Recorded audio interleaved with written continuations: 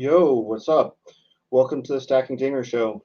Tonight, I'm your host, Billy Jones, subbing in for Sheet tonight. He's been a little bit under the weather, but he's still here. Going to be here as a co-host, but I'm going to be driving the bus as we talk about projections and everything that could help you win some best ball tournaments. So, as I said, Sheep's here with me tonight.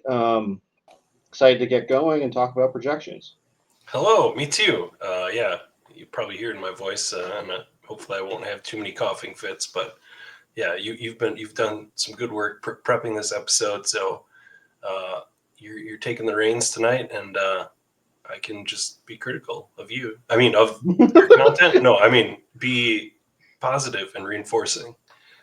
Yes. We're going to add to the conversation tonight, right? Yeah. Um, Before we do get into the projections conversation, you had some housekeeping stuff you wanted to cover. There's some questions about how to use our rankings, and you're just going to kind of go through that before we get into the weeds. Yes. All right. So this question has come up for a few different places, some confusion maybe. Billy and I have spent the last couple of days both doing a rework of our original best ball rankings. We'll throw the link to this again in the show notes. If you missed the first episode with our rankings, Chris has been pretty swamped at work, so he's still under his original ones, but I think he'll be getting there soon. But yeah, so basically, when you come into the rankings sheet, we have the, uh, the the tab where we discuss all the stuff about our three rankings and stuff. But there's now a tab called SD Rankings Export or Ranking Export, which has a little bit of instructions here. I'm actually going to shortcut the instructions that Chris had here a little bit. But this should automatically update, as I understand it, to any changes in the rankings tab. But this is the format, if you haven't seen it, for loading your rankings into Underdog. Basically, you technically only need two columns, I believe. You need the ID column. I think maybe you only need the ID. I can't remember, but you basically just need that in the order. Yeah, so this, like I said, will update itself. So the easiest thing for you to do is go to File, make a copy, which will make a copy into your Google Drive. Um, there's some scripts here, so it just warns you that there's nothing harmful there. But make a copy, and I get a white screen. I did obviously tried this before. uh, we are loading here. It's probably it's got quite a bit of scripts and stuff, so it's loading that. Yeah, so just give you a warning because he's accessing live ADPs and some other things. Oh, okay. Oh yeah, okay. So it's just accessing that. Sorry. Yeah. Okay. So you allow it, and then you go back to this tab of the SD rankings export. You can go to File, Download as a comma separated values file or .csv, as you might know it, which that will download that file to your local drive, and then switch back over to the Underdog tab here. So yeah, if you haven't ever done this, if you haven't done any rankings ever, it is its own tab living on the website. You can't use the CSV function from your phone, so you do have to do this from the browser. But yeah, there's all the tabs for all the sports. We obviously want the best sport, MLB. And then one thing that could easily trip you up, and I know I've done it. I've tried to adjust my ranks and everything too. But currently, there are both tabs from the early contest, the bullpen, and the current season contest.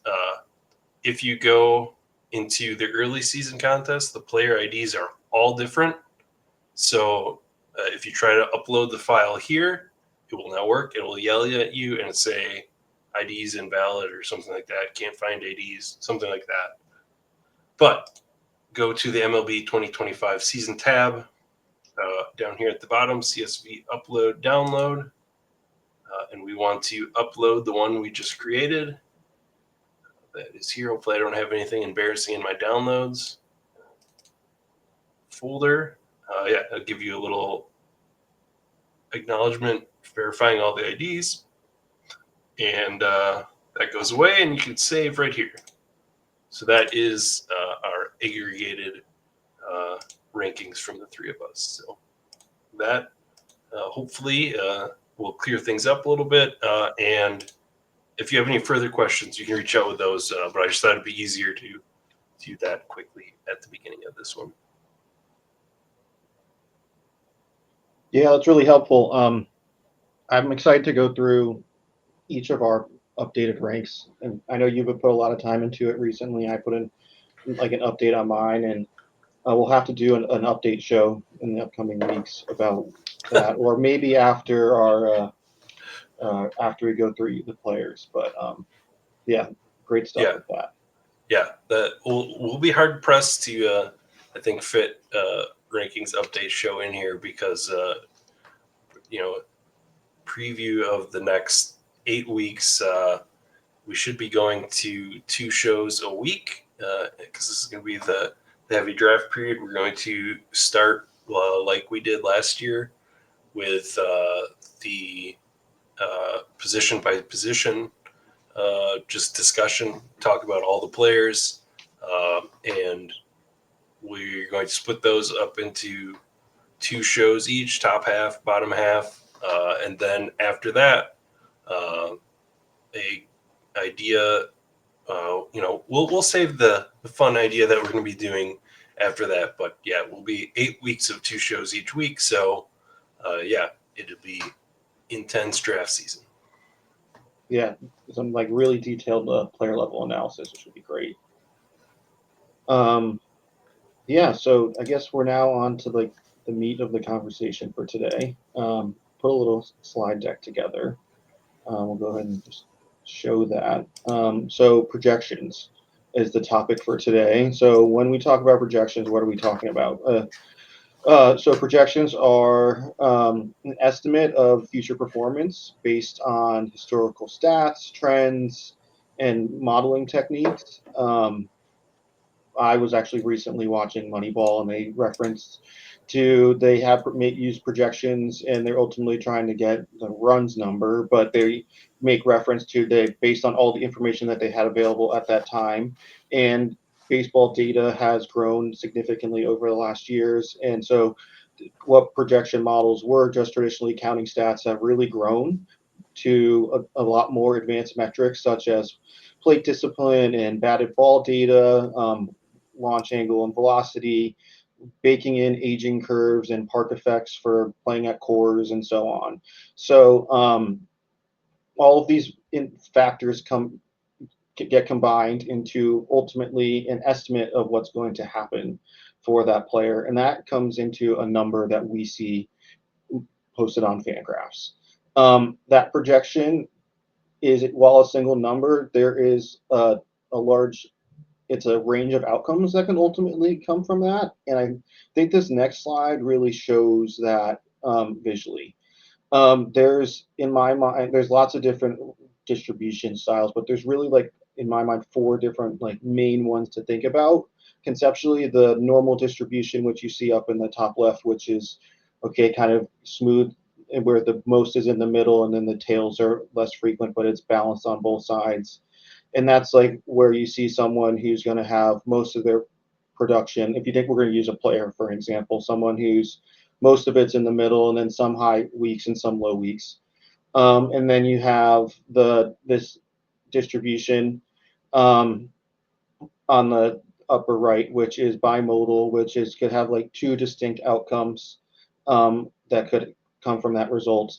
And that, you think of it as someone who's like an Ellie from last year. We didn't know what to expect from him. So like the projection system, while it's going to have a middle number, it's like there's likely tails on it that are more likely than what would be like a traditional Altuve like projection, which is going to be more that normal bell curve.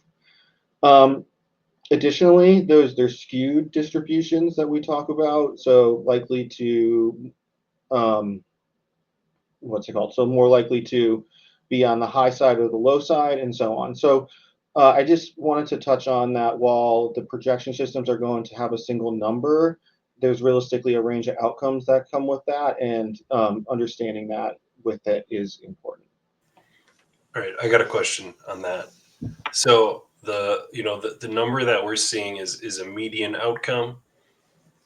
So in the case of different distributions, if you're thinking players with different distributions, is the median, where does that fall on these shapes?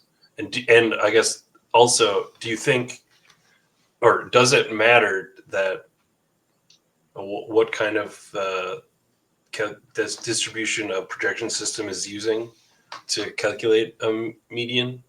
That's a math question. I don't know. I guess what. So how do I want to answer this? So from like just like a basic distribution, like a two completely different distributions can have the same median, Right. based on the fact that like if okay, you have two things on ends results versus one's kind of all centered around the middle.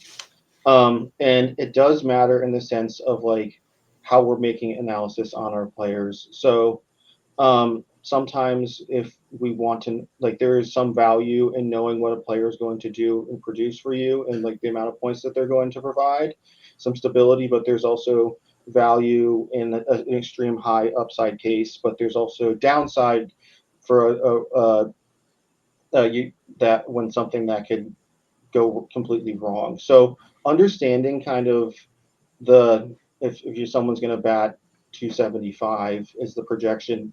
Two different players projection at 275 don't necessarily mean the same thing. One could realistically be like 275 every single year, and one could be 250 one year and 300 the next year, and it's just kind of like they run hot, and that's kind of who they are. Okay, because I guess I've always thought of a projection system as having a bell curve for each player. I guess I hadn't really thought that they. And yeah, and it's like I don't think that you're going to see like I'm not exactly sure how many people are modeling it, but I don't think you're going to see this like huge poles like that you'd see in the upper right. But I think you're going to see some level of potential skewing, or it's more like conceptually. I think of that upper right as a way to like, okay, players with like high upside or high downside, it's going to be maybe flattened out, right, comparatively to those two big humps. Okay. Yeah, that's a great question. Or comments. So continuing on, so like from a projections perspective, like a really basic formula to think about of like what you're ultimately seeing is you have skill-based rate statistics. So per at bat, how often is someone hitting home runs, doubles, and if per opportunity, how often they're getting stolen bases, and then there's a component of how often they're playing. So they have this skill level, they get this amount of opportunities, they get this projected output. And I just one of the things that I think is most or hardest to get right is that playing time, or where there's subjectivity, because that skill based rate statistics is becoming incredibly sharp over the recent years. So I just wanted to highlight that. Yeah. Okay. Yeah, and that's something you hear, like that comes straight from the people that make the models too. They Mm-hmm. without a question, some of them put more effort, and we'll get into that a little bit more. I think the difference between the systems, the free public systems, but different people put more time into or most people put more time into the skill-based rate statistics because that's easier to mathematically model.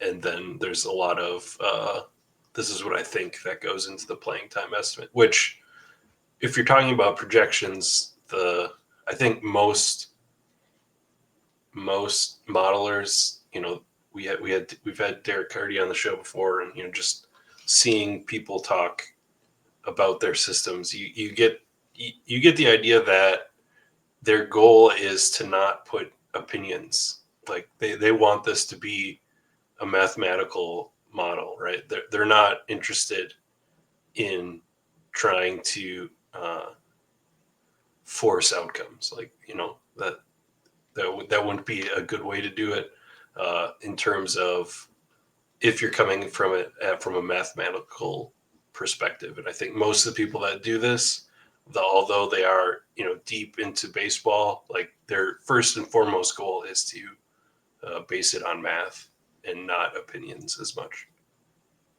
Yeah, absolutely. It's a great way to put it. So continuing on with the slides that I have. So here I listed some of the popular ones that you see. These are available on Fangraphs. I colored them in the way that I did just because we'll see the color coding like at a later point, and those are the ones we're going to be looking at when we do the analysis. So just kind of run down from the top. So the BAT and the BAT X, probably the most popular, I think, or one in this, definitely from a DFS perspective, and it is created by, as you referenced, Derek Carty, and it's a projection system that uses a combination of advanced metrics as well as contextual adjustments, ballparks, and so on to come up with rate statistics projections. I believe that he doesn't do his own playing time projections, and that's something we've talked about. And so do something else, right? Yeah, I did. I was curious. I followed up with him again this year. It starts from ATC playing time projections, and then his system adjusts from there, and then once it gets to in season, it switches over to the depth chart projections. But yeah, so it does switch between going from the preseason to in season. Yeah. Yeah, and so the BAT uses underlying data and comes up with the projected numbers. ATC, another. Sorry, Go ahead. Couple more things on the BAT. Yeah. There's if you're new to this, there is the BAT, there is the BAT X. The difference between the two is that the BAT X for hitters takes the StatCast data that you have listed there, like exit velocities and all that kind of stuff, and adds that layer over the top. The BAT for hitters don't use. Like he'll tell you that like he strictly uses the BAT himself or the BAT X himself now for hitters, but there is no new model for pitchers yet. So if you want to use Derek's pitching model, you have to go to the BAT, and he's I did bug him about that too to see how the once a year check in on how the new pitching model is coming on, and he's still working on it, but he said it's his main focus right now. So hopefully, maybe we will see that at some point during the season, I would hope. But yeah, that's the difference between the BAT and the BAT X, because a lot of times people will be like, oh, which one should I use? So if you're going to use it, use the BAT X for hitters and use the BAT for pitchers. Yeah, it's a great point, and that's what we're going to be doing when we look at the analysis later. So for pitching, it's the BAT, and for hitters, it's the BAT X. Okay, so on to the next one. ATC, another market leader, created by Ariel Cohen. is an aggregation model, which takes multiple different models, mostly what's on Fangraphs, but also from other sources, and does a wisdom of the crowds approach where it pulls what has been historically some of the best performing metrics into what its model. Um, yeah, and it's just year over year one of the best performers. Yeah, and it also does. I have never really used this, but I've talked to some people in the roto streets that look at this a lot. It does look at variation between systems too, and gives values to the differences in projections of players in different systems that he's aggregating. So that is another layer there if you want to even get further. I think that's somewhere there on Fangraphs too, but I've never used it. Yeah, they have like he's a skew number, and I'm forgetting what the other one is that references that. I have not sure how to like translate that into like adjusting the number, but that is something that's there Yeah. for sure. Um, okay, so next one that we're going to talk about is Steamer. One of the first to market when you see projections. This will be one of the earliest ones that's going to come out. Um, this is a model, statistical model that creates projections. And one thing that is noteworthy about Steamer that it does weight most recent games played to more than historical games played, especially within the most recent season. So I heard a conversation about why you think you see Burns' numbers or his projections are a good bit lower than on Steamer, and that's partially what ending the season kind of poorly. So and something like that. So that's just something I wanted to note about Steamer. Do you have any thoughts? No, Steamer's like like you said, it's the first one. It's the default one. Everybody starts the conversation with Steamer and then switches to their favorite after. So, but I think if you want to choose Steamer and just say this is what I want to use as my baseline, it's good enough. It's like I don't see why you can't use it, but most people don't use it as their main source Mm-hmm. until once other things come out. Yeah, for sure. That's like it's because it's first to market, it does get a good bit of notice, and like especially when it comes out, but then gets replaced by some of the ones above it. I mean, Um, I Go think ahead. it's maybe telling that I don't know who Jared Cross is, but I know who all these other people on the list are. I don't know. No Mhm. offense to you, Jared.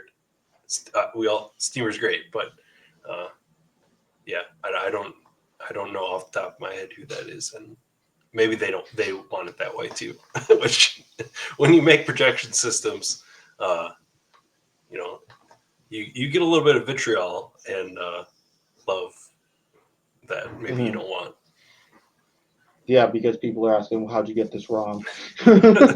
Yeah. Okay, so on to the next one. The next two we're not going to cover in too much detail just because we're not going to do analysis on it.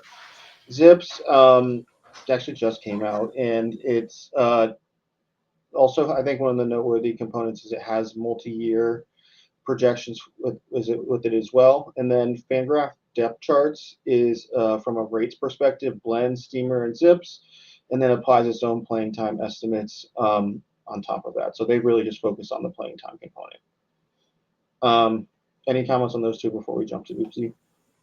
No, I usually look at the Zips team projections as they come out because he releases those in a slow drip until the whole thing comes out. And I basically I look at the team by teams as they come out and read what he wrote about what his system's saying. And like you said, a couple years down the line, it likes this guy, um, and maybe this guy is going to fall off more than you expect, sort of thing. So I do read those, but then yeah, at a certain point, I don't really look at the Zips number. I will say he did a really cool article that was on like his simulation. What would be those teams' added playoff potential if they had added Bregman to their team? And I thought that was an interesting read. Um, yeah, Yeah, and and he does. He also does uh, does some publishing of 20th percentile outcomes and 80th percentile outcomes for players. So there is more public on that distribution than Mm-hmm. some of the other ones have. Yeah. And then the last one that we're going to talk about, brand new to this year, Oopsie by Jordan Rosenbaum. This is brand new using advanced metrics, most notably Stuff Plus. Um, and the intention was to be more aggressive than some other ones, particularly on some like the high end type of outcomes. Aaron Judge, I think, has a 199 WRC plus, which is pretty outrageous. But that was intentional because certain players are just that much more talented that I think the regression component was supposed to be kind of like backing. These aren't, you're not going to regress them to the norm because they aren't the norm. So real aggressive kind of projection system. So those are the ones we're going to talk about today. So maybe we should have talked about this early, but do you want to just spend a minute talking about what you mean by regression to the mean, regression to the league? Just kind of talk about that, what that actually means. Yeah, so I guess the assumption here is that um, what happened in one year has some level of randomness to it. So whether that means they did particularly poor or particularly good, you need to kind of wind them back to what would be more of a reasonable expectation. And what you do, you kind of would weight all these underlying statistics to get back to that. So if you think about it, like a player has a down year, then an up year, and then a down year, then an up year, you're going to kind of like one positive regression and negative regression. So probably not a great way to explain it, but does that make sense? Yeah, sure, but Ronald Acuna is really good, so why am I going to compare him to the rest of the league? That's a great question, right? And so there's some level of like player archetyping, and you pin them to their historical data, and so on. And that's one thing that's brilliant about baseball is that there is just the interaction on how it all works. It really is like this one-on-one game. So you have all this historical data which you can kind of work backwards with. Yeah, and to piggyback off that, the other thing I'm this year with Oopsie coming out, uh, uh, I don't want this. First of all, I don't want to put any shade on Jordan. He's in like a real statistician, like on the economic side. So like, I don't want to say that Oopsie is bad. No, don't take any of that. Caveat, don't say that. But this year, it being brand new, uh, I'm not really trying. I'm trying not to weight it a lot, but it is kind of fun because it is so aggressive. Like, oh, that's really fun. I want to buy that number. But I think as it's new, uh, I don't want to use it as much. More so for the pitching, or I want to use it more, look at it more for pitching than for the hitting side, because on the hitting side, it's using brand new data. The swing speed data is like just recently new to being available. So I don't know how that you can back test your projections on if it's including like a brand new piece of data. Um, so before I cough, do you want to just quick say what a back test is? Essentially, you're going to build out a model and then look how it performed against historical um, data sets and so on. Thank you for covering me there. But the stuff numbers have been around longer, so Mm-hmm. there is an ability to take a look at previous year, say, okay, this is what we had for the stuff. If I run it through my model for that year, how close overall am I to the actual results? So I guess that's my personal opinion. And as I asked you a simple question about median versus distribution, you can tell I'm not anywhere near an expert on this, but that's just what I'm doing this year. Yeah, and I think that one more than most, I have some level of skepticism, but it's also okay if the intent is to be aggressive. What are these aggressive numbers that are popping off the page? And like, okay, that's just like a if I have a list of 5 or 10 different things that I'm kind of looking for when I'm analyzing these players, that's gonna maybe be a little bit of it. So, um, yeah. But yeah, so those are the numbers that we're going to be looking at today. And then last slide before we get into, I guess now we're doing some like actual analysis on the projections. And what I did here was just aggregated each of the 4 that we're looking at here. Total runs, total plate appearances, a weighted average WOBA for the team, and then the last one was you can't see the title. There we go. The team WRC plus. And I thought that this was interesting because you can see some trends in how they kind of build out their systems. From like, we'll go actually, I think the easiest is looking at it on the right.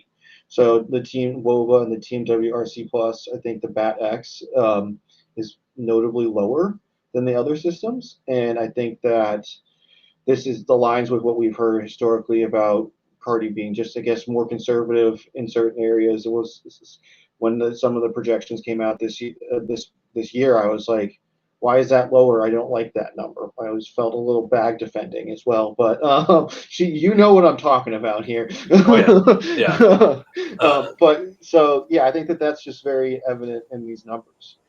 Yeah, I maybe that's a question I'll put to him and try to get an answer to is if his system is seeing a uh, overall lower offensive environment in the league than the rest of the systems, because a lot of stuff is lower um, on the hitting side of things. So I wonder if there's some underlying league factor that his system is seeing or factoring with his inputs uh, than um, than the other systems. Yeah, and then maybe it's his methodology just has more conservativeness to it, or what it is. But I thought it was just interesting that you could see the Bat X, just those lines were a lot more red or less dark blue.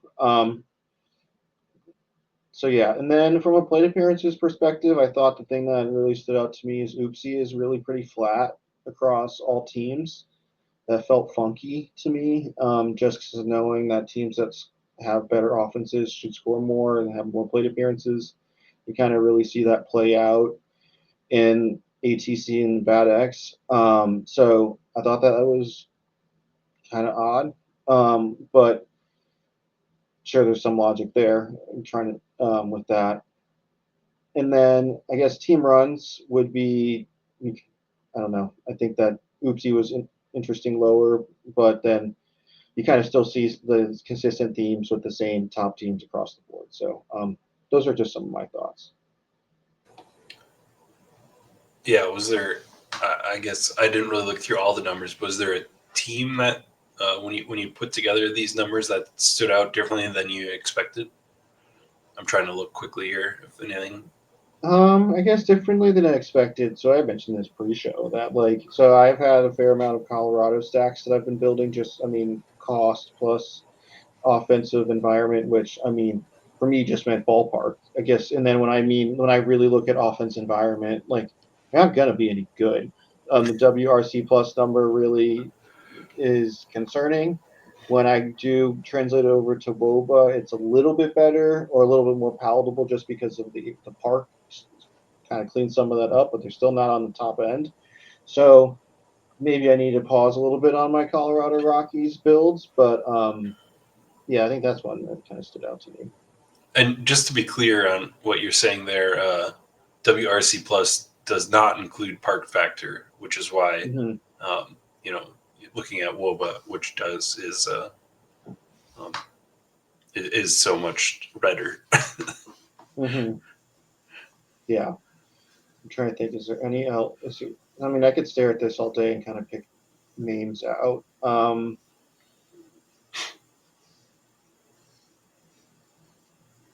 I don't know. What do you think? Anything stand out to you? No. I mean, uh, not especially. No.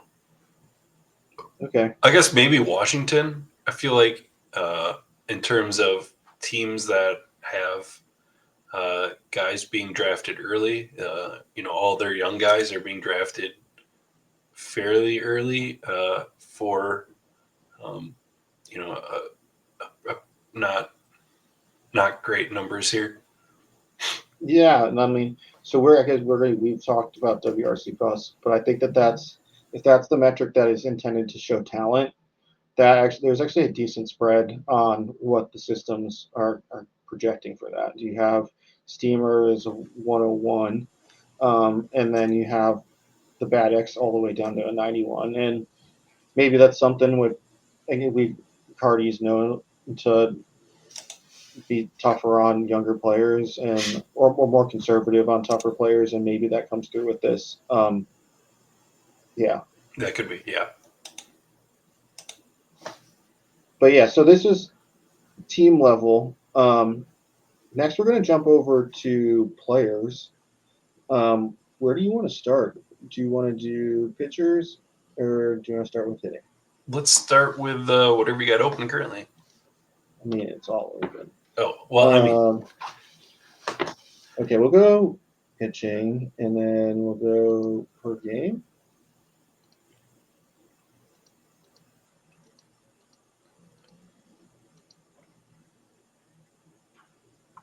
How does that work? You want to can you maximize? Yeah.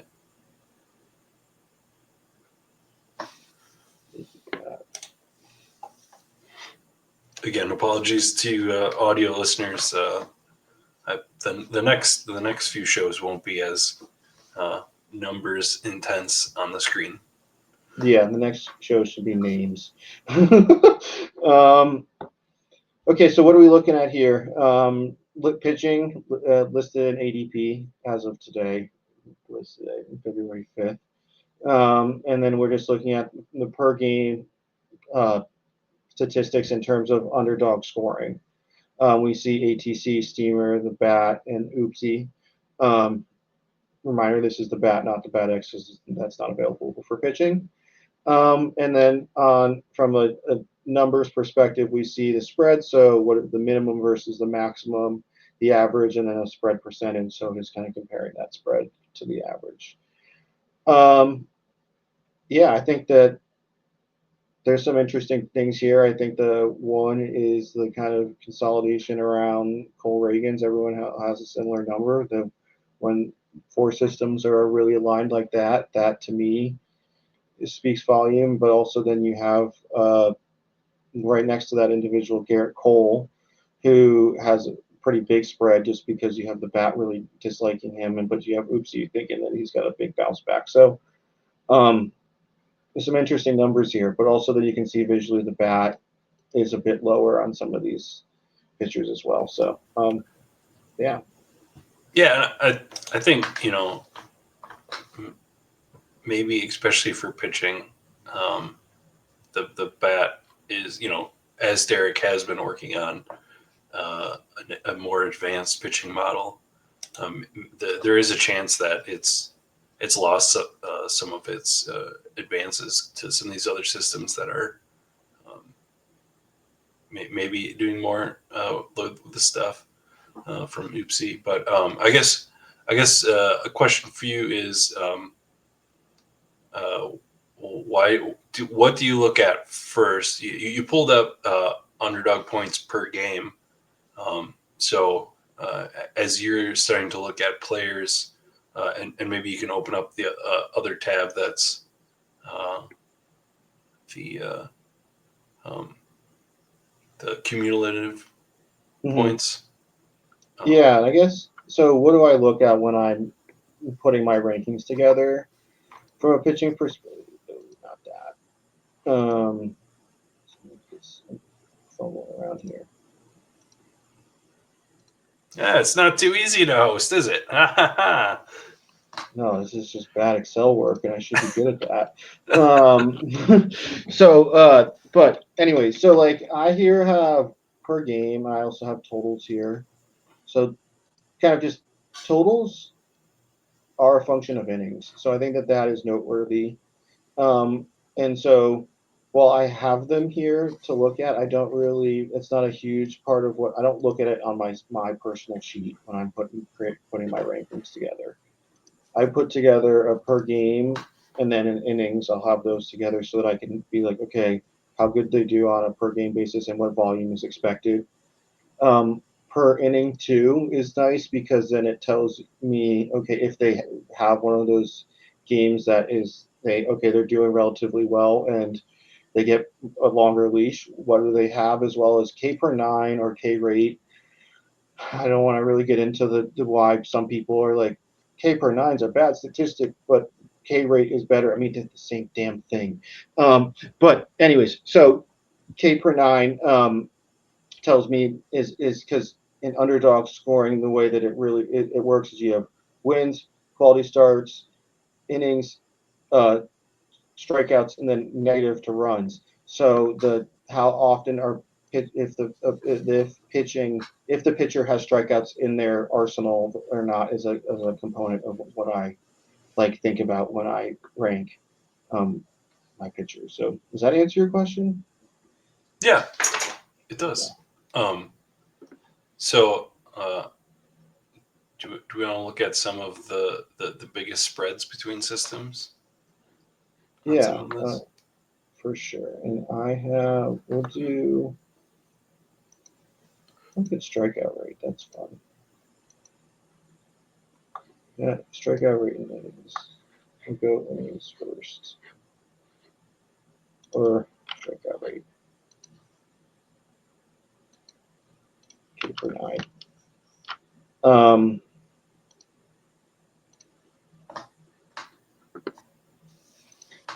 Hiroki Sasaki is going to show up really high. And that is a function of just like not knowing what to do with him, I think.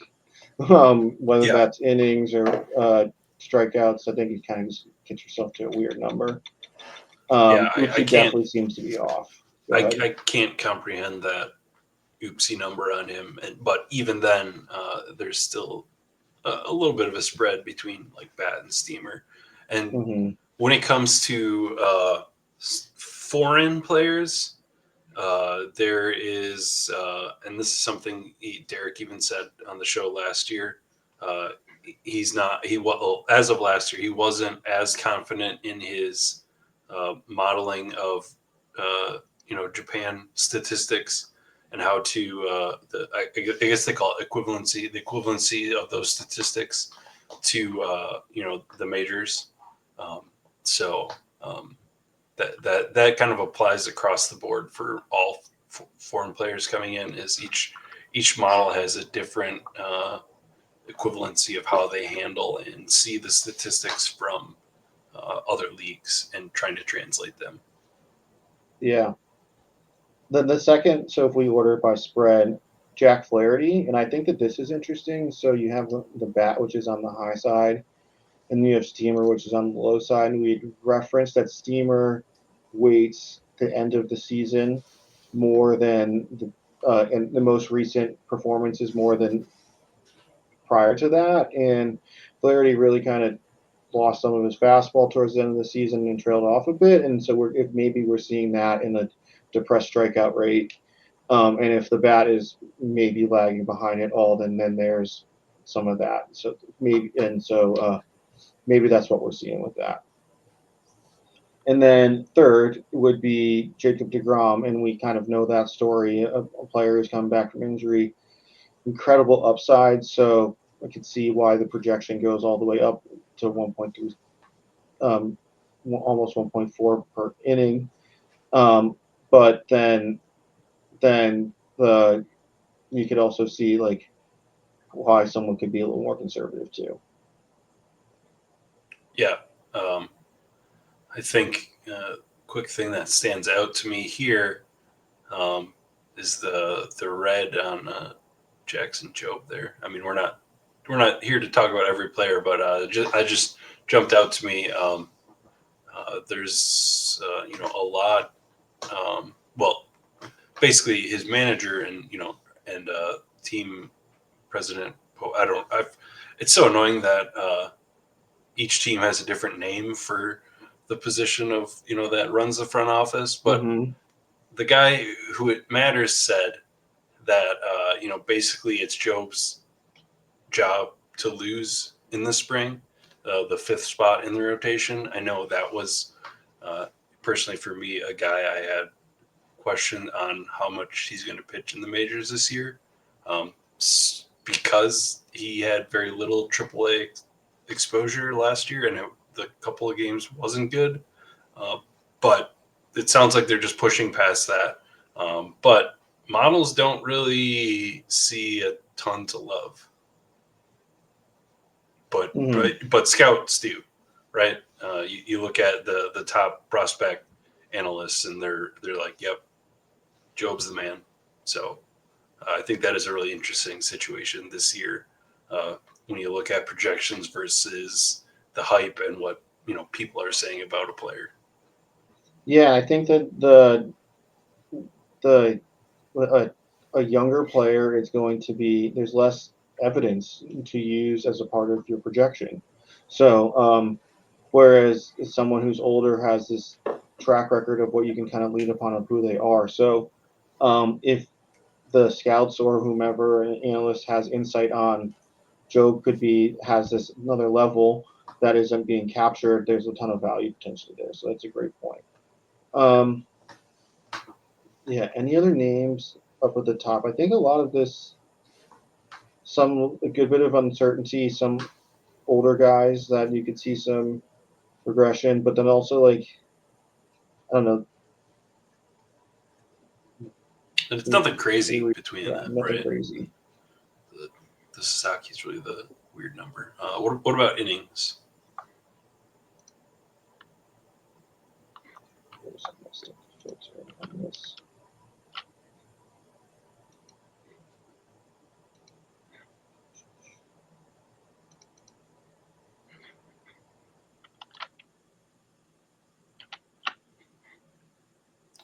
Because as we had said, that is where systems start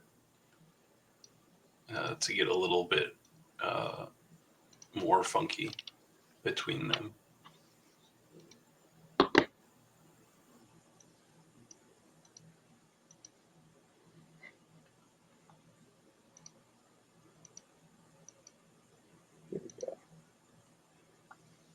Yeah, and there's an excellent name right up there at the top.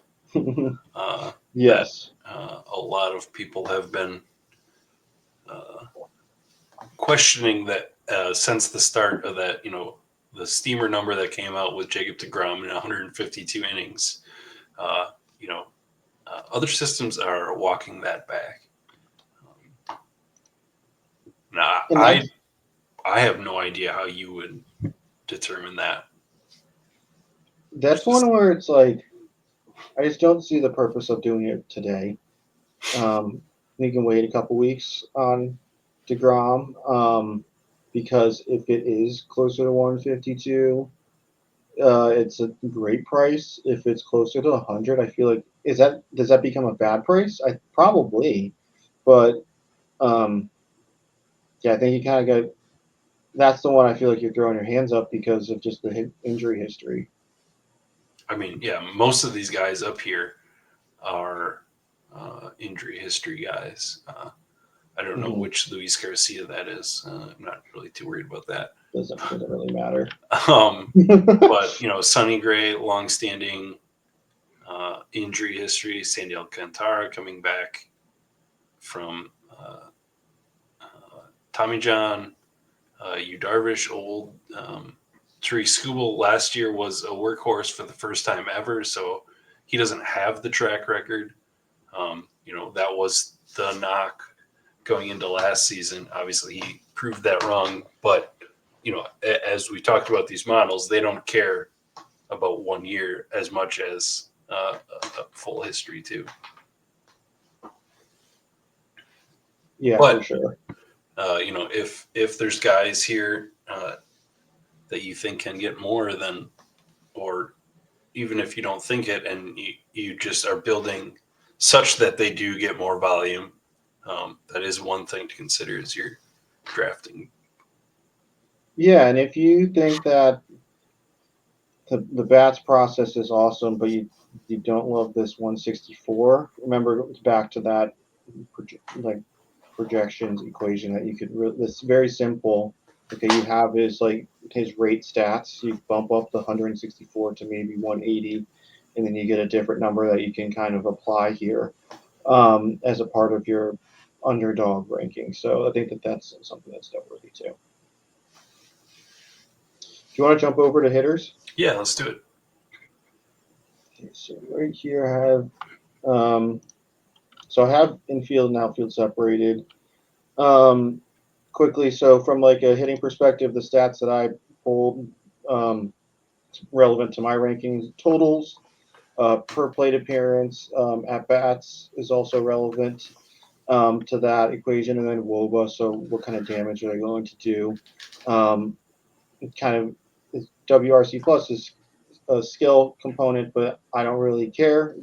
I care about what they're like. If they hitting a good park, awesome. I'm not going to ding them for that. So those are the stats I pulled together for hitting. Where do you want to zoom in?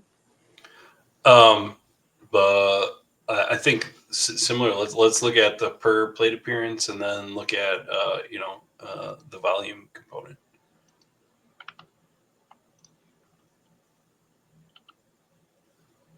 Awesome.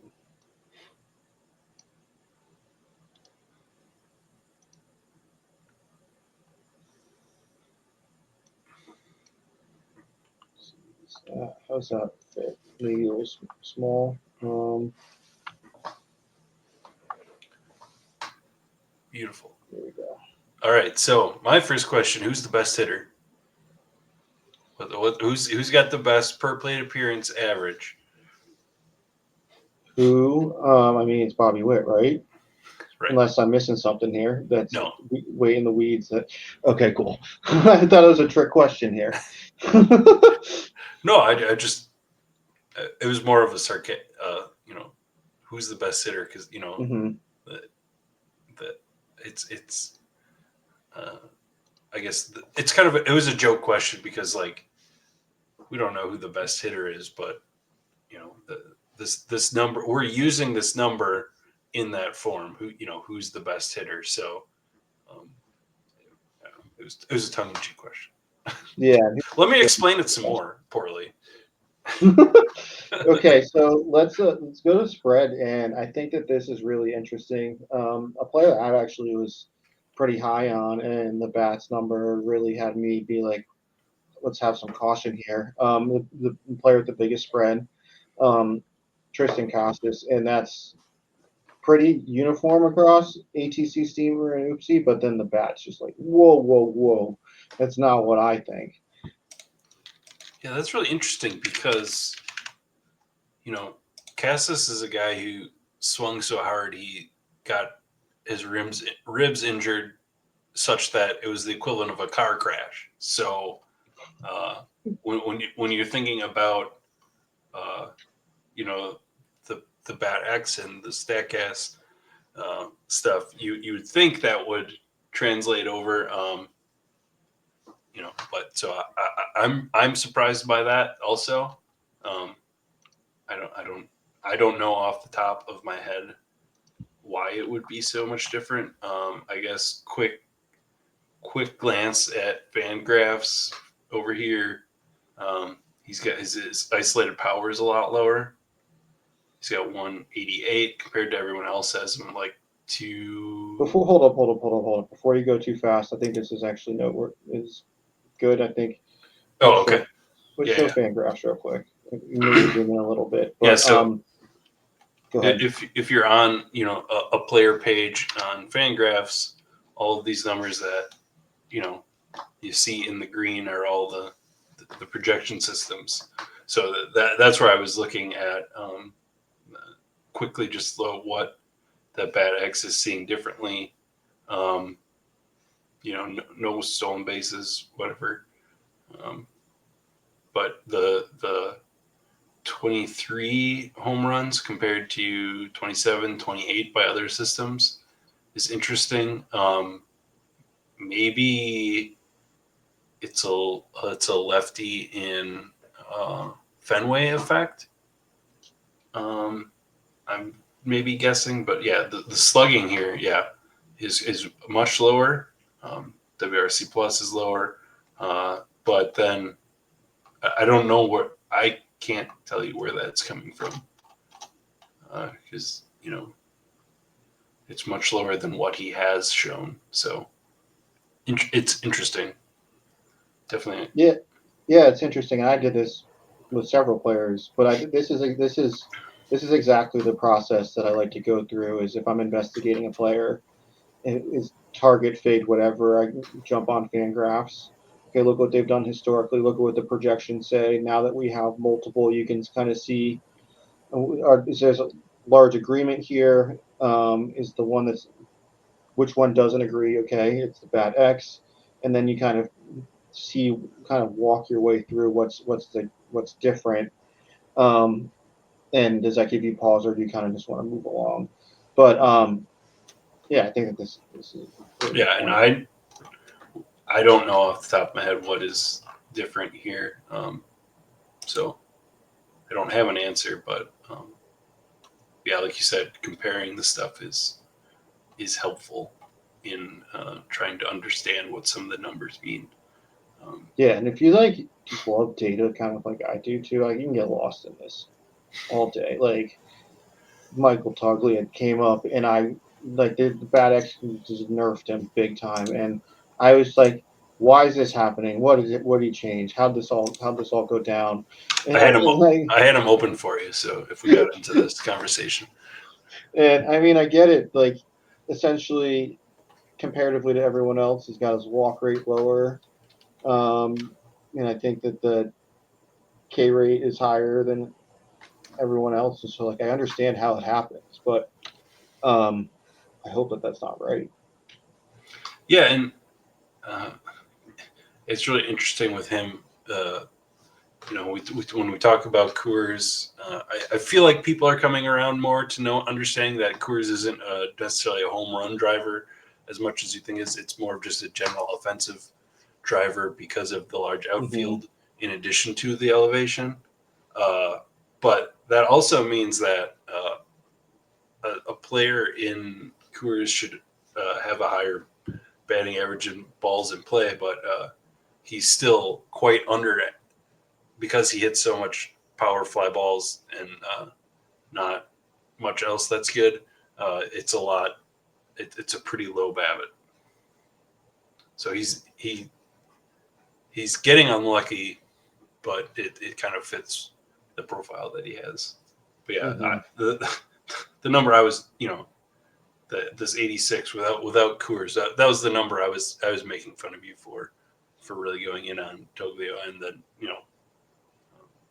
I mean, no other system really even has him that great. But Coors, he still projects in other systems for 25 home runs. He's got a good defense. There's no reason he can't. No, wrong guy. This isn't Brendan Doyle. Sorry. So some of these Rockies guys all kind of lumped together in my head. Yeah. So wrong guy. So yeah, he's Oh got yeah, that. I'll make my case for why he's awesome when we get to the position breakdowns. We Yeah. don't need to do Yeah. that We don't need to do that now. now. But our more of our goal was looking through all these numbers and some of the processes and things that we're thinking about as we do this. We're not trying to share the best hitters and give you all of the secrets.